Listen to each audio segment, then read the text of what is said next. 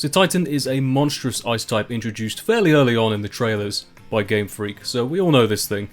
This thing actually has a lot of potential as a physical sweeper. Now I'm going to go over a few movesets here. If you guys enjoy this video, don't forget to smash the like button and subscribe if you want to see more content from me. So first up, we're going to utilise Belly Drum. Now Belly Drum can potentially be one of the best moves in the game, if used correctly. Now one thing I should say, for those who don't know, Hail was changed to Snow in this generation. Snow is actually a little bit better for ice types in that it gives a defense boost. Now that's pretty big actually for a lot of these, especially something like Cetitan, which has a bad defensive stat. It's the same as special defense boost for rock types in Sandstorm basically. So it's nice, it's a very nice buff for these guys.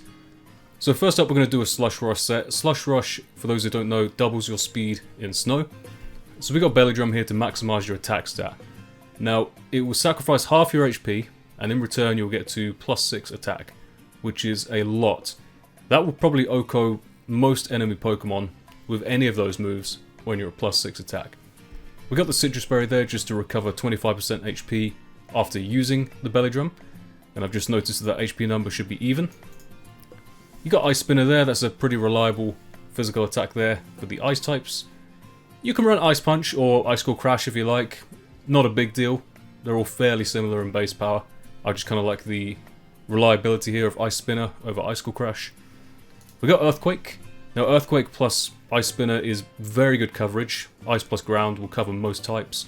So Ice covers Flying and Grass, Ground covers Steel, Fire. It's a very good pairing, just take it from me. Ice Shard of course for a bit of priority, that will help you out against anything with opposing priority, so for example an opposing Pokemon with Shadow Sneak trying to finish you off. And of course their Belly Drum, so yeah, very nice solid set, probably going to be one of the most popular sets to run. I can see this being run a lot on snow teams, so definitely come prepared for this thing when you're playing on the ladder. Next up we've got a similar set, although this is actually a Life Orb set with no setup. So with this one you open up the moveset a little bit. You're not running the Belly Drum, so you have an extra move slot for type coverage. In this one we got the Terra Blast there. Now I figured one of the main problems for Cetitan is going to be bulky water types, right?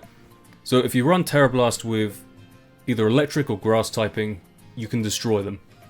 So obviously we got Icicle Crash there. I've gone for this one just for the little bit of extra kick there. You haven't got the Belly Drum boost of course, so you're relying on Life Orb, plus whatever base power you can squeeze out of these moves. So we got Icicle Crash, Earthquake once again.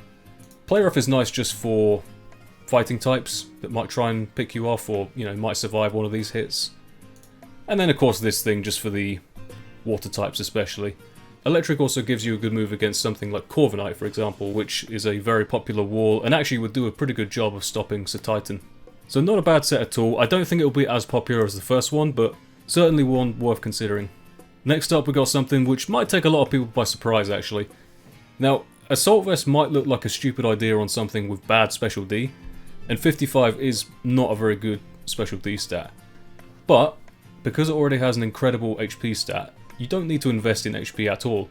You can basically dump a bunch of EVs into Special Defense, put on the Assault Vest, and that gives you about 300 Special D with about 500 HP. So actually very good Special Bulk if you think about it that way. Whenever you're considering bulk on a Pokemon, you want to equalize your HP and defensive stats as much as you can.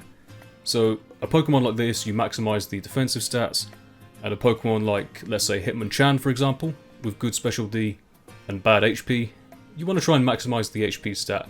It's because of the way damage calculations are done, that's the best way to do it, to take hits. So anyway, we got Assault Vest here and we got Thick Fat, which is a very nice ability to halve the damage from fire attacks. Avalanche here. You're probably going to have to take some hits, so you may as well just double your power there with the Avalanche. It's very nice.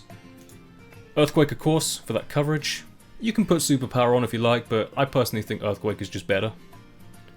Ice Shard for the priority, always nice to have. The final move, I'm just going to go with Heavy Slam here, because this thing is pretty heavy and it can actually hit, let's say, a rock type with Air Balloon, something like that. It's good neutral coverage for a lot of stuff as well.